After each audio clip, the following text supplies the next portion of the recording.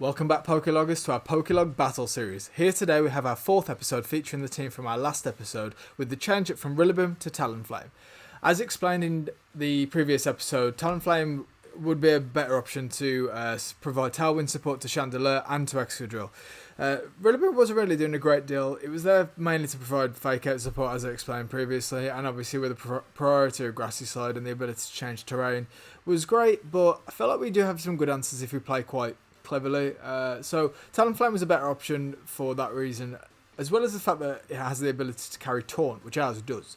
So we can taunt Amoonguses, we can taunt DUSCLOPS, we can taunt Indeedis. So that being said, like, it's actually a pretty viable candidate, even if it's not using Tailwind. It doesn't exactly operate great alongside Oranguru, which is the very slow side of this team. You know, Oranguru, Sylveon, and Conkeldurr. However, in today's episode, judging on my Pokemon Showdown games and my in-game casual games, which there's probably been a combination of about 50 to 60 games in that bracket, 50 on Showdown, about 10 in casual. That was all from last night. I did some real grinding with this team to try and figure out its synergy. Realistically, the main core of this team has kind of become Talonflame with the lead of either Excadrill, Chandelure or Sylveon, and then the other two that aren't led in the back. I've found very little chance to bring Oranguru and Conkeldurr, which is kind of like making me want to switch Conkeldurr out for something maybe like Urshifu to provide some water coverage or something like that. And then maybe also keep the weakness policy on Urshifu, or maybe opt for an Assault Vest. I'm not too sure. I'm enjoying messing with this team, as it was the first team I ever created pre-DLC. And you know, it featured some pretty cool niches at the time, and I used to do really well with this on the rank ladder. However, with the addition of the new DLC mons and then Terrakion and Cobalion coming in as well, and I believe there's Virizion as well, which hasn't seen much usage, probably because of its 4 times weakness to flying. The usage for Conkeldurr seems to have dropped substantially. There seems to be like a rise in ghost types as well, and obviously with the psychic spam stuff coming through quite hot at the moment, there's no room to bring Conkeldurr. So I feel like I might opt out and actually bring Urshifu instead, maybe in the next few battles to come. But for the next couple of episodes, I want to feature this team as it is. So yeah, without further ado, let's get started, and thank you for joining me on today's episode. Okay, so a few Isle of Armor DLC Pokemon here in the form of Heracross, Heracross, Malmar, not even Malmar, no, it's literally just the Lincoln Rock and the Heracross then. Okay, so sensing Guts on the Heracross, maybe Protect coming out from it to begin with. Is there any unburdened stuff I can spot here with the Drifloon? Possibly not. Okay, so who do we want to go for here? It's really hard to read, apart from the Grimmsnarl being maybe a bit of an obvious lead here. My opponent's team's relatively quick. Maybe even Conkeldurr could put in some work here. Yeah, maybe. I think it's probably best to lead with these two for now. Looking at the team preview. Chandelure gets solid damage against 1, 2, 3, 4. Yeah, Chandelure actually does quite a lot of work here. And maybe the Excadrill. Yeah, don't feel like the Conk's going to do much. And Talonflame's too supportive to do a lot. Okay. Looks good.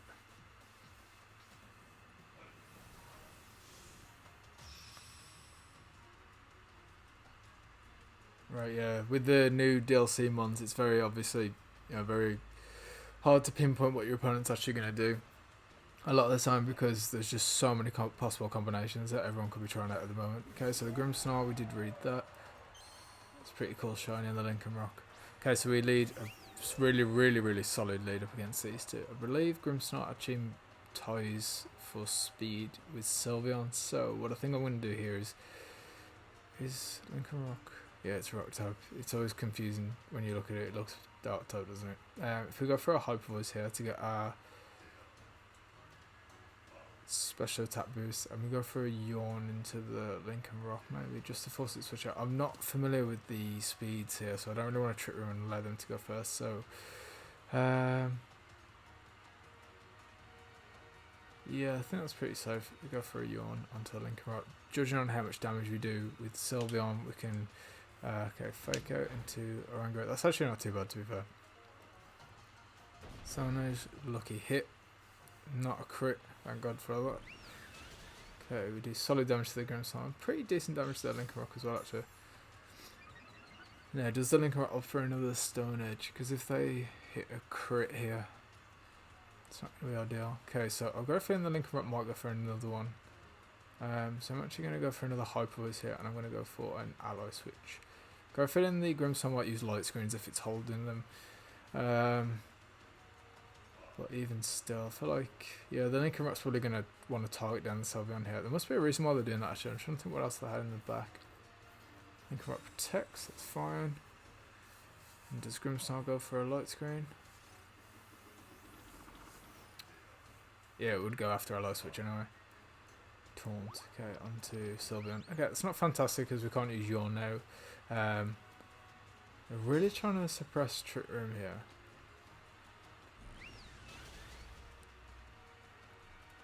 Wonder why. So I can't protect while Oranguru goes for a Trick Room here, and obviously I lose some HP because of the Life Orb. So we don't actually get much off by having the Life Orb here. The Life Orb boosted with the Throat Spray would have actually picked up the KO on the Lincoln Rock, which is a bit annoying. So, do I Ally Switch again in expecting the Lincoln Rock to go for another Stone Edge into the Sylveon slot, or did my opponent expect me to Ally Switch and actually go for a Stone Edge into the Oranguru slot, expecting Sylveon to be there once I Ally Switch? Okay, so my Mammoth one's definitely going to be quicker than I say. I really do feel like after that first turn of them faking out Oranguru, I should have gone for a Trick Room, but it would have got taunted and then we wouldn't have got anything off at all, so I can't do anything here really. So what I might go for is a Yawn into the Mammoth one and just check who we've got in the back. Chandelure does pretty well against the Mammoth Swine and against the Lycan Rock, providing it at speed. So what I think I'm going to do here is go for a Trick Room. Yeah, instead.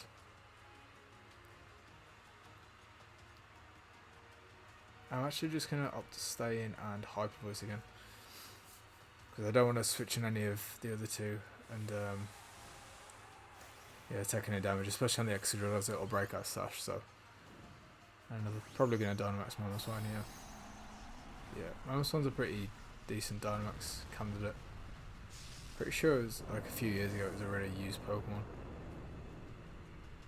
Probably with its, I think it gets Oblivious, so they try for a double protect here, so they're really running scared of something here. I feel like this will pick up the KO on Sylveon. Okay. Oranguru is pretty tanky. I think it sits, I've got mine at 145 in both defences and I think about 187 in HP, so yeah, it's a pretty good play from my opponent. I feel like they're on the defensive a little bit here though. We just fall short on the Lincoln Rock. But we do actually get the Trick Room off, which is definitely in our favour at this point. So what I'm going to do is just keep clicking Hyper Voice here. I've got a feeling the Lincoln Rock's going to go for another Protect, so there's nothing stopping me here from going for a Yawn on the Mamoswine and Hyper Voice again. Do all Lincoln Rocks get access to Accelerock? They're really running scared of this Sylveon. Trying to get rid of it. Okay, so obviously we're not going to KO with the Hyper Voice. And yeah, so if they do actually take out some pretty good damage. Right, so is this going in Sylveon? Yep. So at least we got a free switch in here, but now I'm worried that Chandelure and Excadrill actually outspeed outside of Trick Room. I don't think they do. Maybe it's better to bring Excadrill in here and go for a... Or do I not? Yeah, looks like they disconnect. Well, that's absolutely fine. Yeah, looking at the rest of that game, I could have simply brought in Excadrill, gone for a Max Steel Spike into the Lycan Rock or the Mamoswine, or a Max Quake into the Lycan Rock, just to increase our defences. Or I could even opted for a Max Guard since the Sylveon got that Yawn off, which is probably what made my opponent forfeit in the first place. Yeah, I don't really see why my opponent went for the forfeit really though. I mean, like, there's always a way out. Mamoswine could have just took one turn of sleep, but I suppose seeing that like the offensive pressure of maybe Excadrill in the back, and we had Chandelier as well, which was going to do massive damage to Mamoswine and Lycan Rock from the output, and obviously their last mon probably couldn't deal with Excadrill, perhaps, something like that. So yeah, pretty solid first game, so let's jump straight into the second one. Okay, so battle against Sean, we've got pretty solid core, being the Pokelogue, Kingdra, Among Us, and Sizzle. The Togekiss, I imagine, there is there to deal with mirror matches of the Kingdra, as it's a pretty good opt and counter for it. Trick Room from the DUSCLOPS is probably there to deal, to allow the Among Us to actually set up and start getting some spores off. So it's probably in our interest to potentially go Talonflame to get a taunt off onto the DUSCLOPS. And even still, we can get a Tailwind off and probably bring Chandelier in the back to deal with the Among Us, the Scizor, and the DUSCLOPS if needs be. I'm hoping we can ignore the DUSCLOPS this game. I'm going to lead Sylveon in the front, as I know Sylveon takes a Max Geyser from Kingdra, even in the rain. Not sure if that's with or without Life Orb damage. Conkeldurr doesn't provide anything here. It gets pretty much slapped by everything, so unfortunately I'm really opting to get rid of Conkeldurr, even though it was the main focus point when I was building this team. Yeah, I think this is become, since adding Talonflame to this team, I must have played about 30 games on Showdown and probably about 10 games on Casual, just to really try it out. And I really do think that the new sort of core of this team is Talonflame getting the Tailwind up, obviously allowing the Excadrill and the Chandelier to outspeed a Dragapult. This is more first turn sort of stuff before they actually get anything off. Right, okay, so what I feel like we should go for here is actually a taunt onto the Among Us to render it useless. Obviously the DUSCLOPS is probably going to go for a Trick Room here. They're probably looking at my team thinking like that it doesn't actually operate that well under Trick Room, but it does, in all honesty. So I fear falling asleep more than I do being in Trick Room. So what I'm actually going to do here is go for a taunt onto the Among Us and actually a Yawn. Do I want to do that? I could go for a Sludge onto Sylveon, expecting a taunt. Nah, I think that's pretty safe. I'm going to go for a taunt here, and then I'm going to go for a Yawn onto the DUSCLOPS. Reason being is just because, yep, so we got the taunt off, brilliant. Reason being is just because they'll either allow the DUSCLOPS to fall asleep next turn, or they'll have to switch it in, which means we get some free damage. So Among Us was actually going for a Toxic there. Pretty unfortunate for us, as we could have probably dealt with being poisoned. Right, so what I'm thinking here is we go for a... We don't want to overshoot Tailwind, that'd be stupid. Maybe if we go for a taunt onto the DUSCLOPS... No. Dual Wing Beat onto the Among Us. What have they got in the back?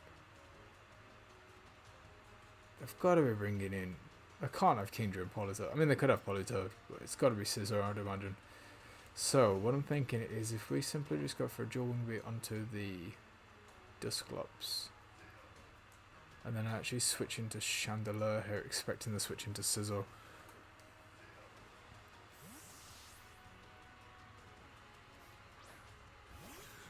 And then even if they don't, we threaten the Among Us. Some negligible damage, however, as long as it doesn't have Pain Split, it's damage on it nevertheless. Okay, so I'll actually go for a Nightshade here. Some good damage onto the Chandelier. It's still a 3-hit KO. Play a Smog. Right, so that was obviously to get rid of the Throat Spray. I feel like my opponent's in a pretty awkward situation here. Do they have something to counter the...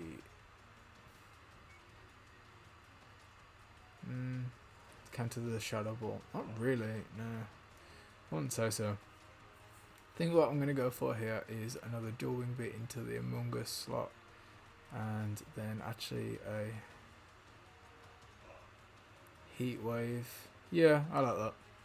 Let's just hope we can actually connect. The Among Us isn't doing anything else, so Dual Wing Beat 1, and it's not got a, is it a Cobra Berry, I think. And then the Heat Wave, unless it's Oka, should actually pick up the KO here. Providing what the Among Us goes for. It can't go for a lot. Play a Smog. Okay, it's just opting for some damage. It's a little good chunk. And Heatwave double connects, it should pick up the KO on the Among Us. Actually giving my opponent a free switch in here, but I don't think I mind it too much at this stage. Even if they have Scissor in the back, which I'm hugely predicting they do. I feel like it's probably fine for us to Dynamax Chandelier at that point. No, for a max there. Okay, it's actually Politoed. So Politoed does outspeed us here. And it's going to get scolded. The roundup, sorry. So what we could do is, who have we got in the back? They've got to have, unless they're going for some kind of like setup, and they've actually got Kingdra in the back. In which case we should actually preserve Sylveon, because I was actually going to say let's just let Sylveon get knocked out here.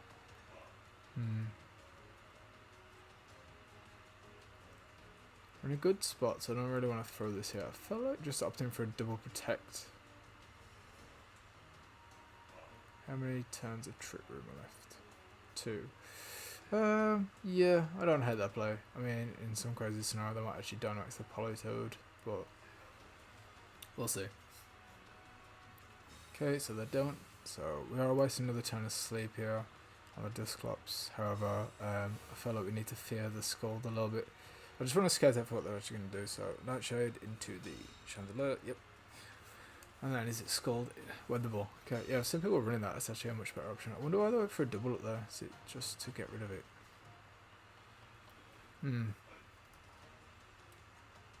What I'm actually going to do here is go for a Taunt onto the DUSCLOPS and actually go for a... Do I want a double protect? Probably not.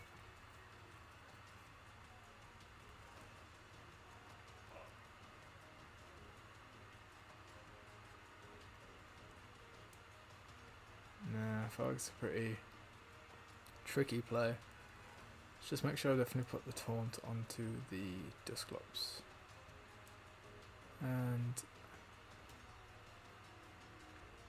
let's switch back into Sylveon now. I feel like Chandelier does more work outside of Trick Room anyway, so even if they do pick up the KO, they can't use Trick Room next turn, providing that they don't go into the Talonflame, and also that means that we can switch back into...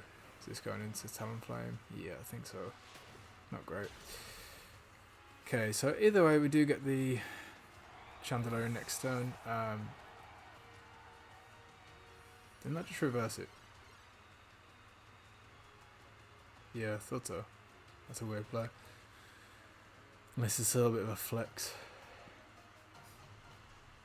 Okay, so does my opponent here go for another Trick Room, or do they want to be... I think they want to be outside of Trick Room.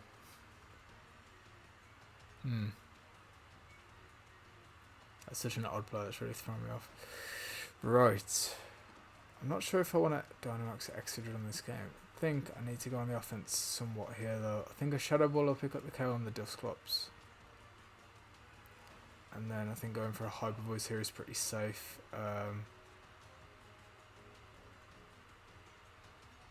Just to get the throat spray off. We're outside of Trick Room now, so we outspeed. That is a fast Politoed. Wasn't expecting that. Oh, that's not good. Okay. At least we get Hyper Voice off.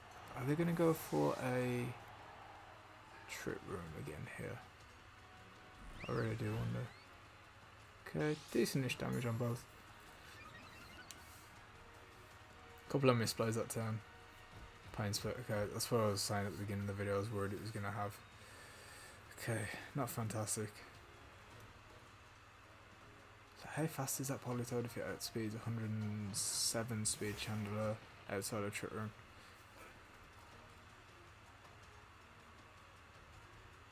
Well, I'm only 108 speed with Excadrill, so it's either going to speed to it's going to be quicker than me.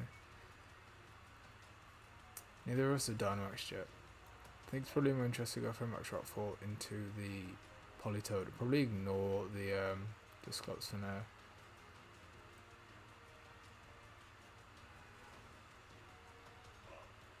Maybe I want to... Yeah, I think I want to take it out, so I'm hoping that Hyper Voice and Max Rockfall will actually do the work here. And then that allows us to actually have speed control. The DUSCLOPS could obviously go for a Trick Room here, but I'm kind of banking that it doesn't.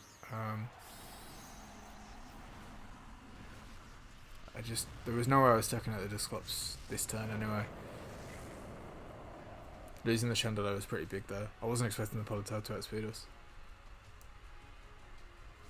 Okay, it's fine. And match fall into the Polytoad. Great, so now actually Hyper Voice is actually single target damage, and there'll be a bit of chip on the DUSCLOPS from the Sandstorm too. Just trying to remember what HP are. Is it half health, Sylveon? Okay, some good damage there. About a third. True. Okay, no worries. Do they bring in... Who do they bring in here? Pretty sure it's going to be Scizor. And if it's Togekiss, there's still a chance if I go for a Max Guard onto the Excadrill. Kingdra, okay. My opponents play this really, really well. Because obviously the Kingdra can Dynamax here pretty freely and go for a Max Guard onto the Excadrill, and the DUSCLOPS can go for a Pain Split onto the Sylveon. However, if we go for a Max Guard here, and then we go for a Yawn onto the Kingdra, maybe not for a double Max Guard here to try and get us out of the hole that we're in.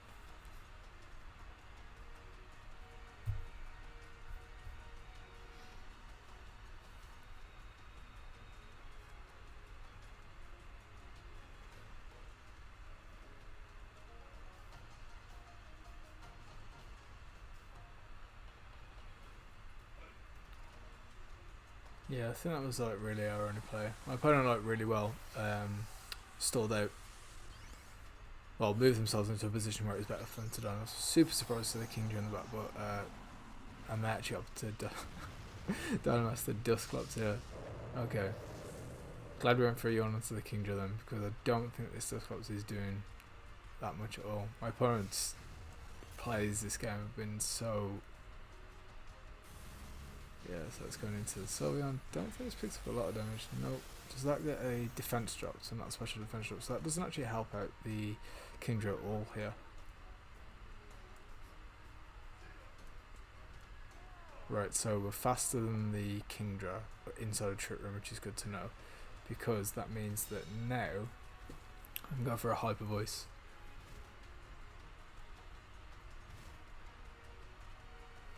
How much damage did that Max Phantasm do?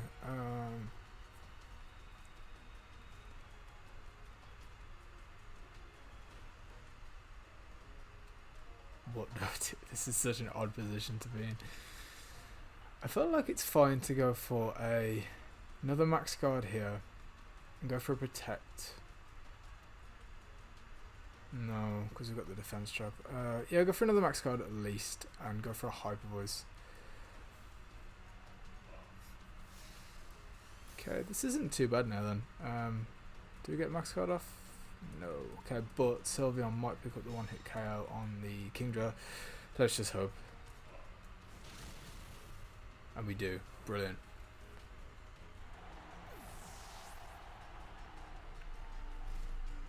This game has been one of the most ridiculous I don't think I've ever seen a Dynamax DUSCLOPS in my life.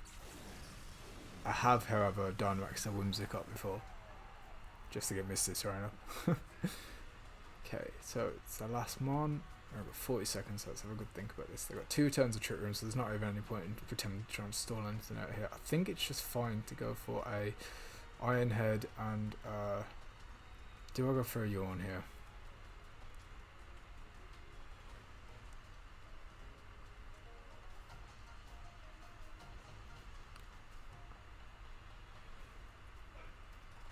Yeah, and then next turn I Protect with both or whoever I've got left. Let them fall asleep. Okay, so they're faster because the Trick Room.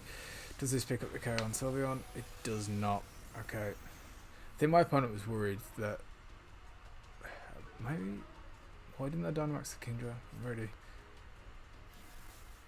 bit baffled there. Trying to think about the speed tiers, because their Polytoad had some investment in speed. Or 100% had some investment in speed.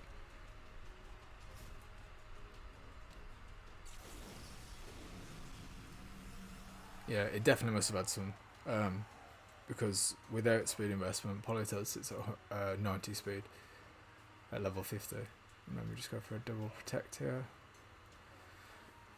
Knowing my luck, the DUSCLOPS has got a Lumberry on it or something. The way my opponent's played this game has been so bizarre. But yeah, at least it makes for entertaining gameplay for you guys.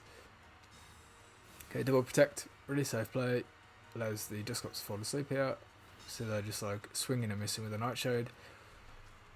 Sandstorm subside, so no more chip damage on the Sylveon. The DUSCLOPS falls asleep here, and we pick up the win.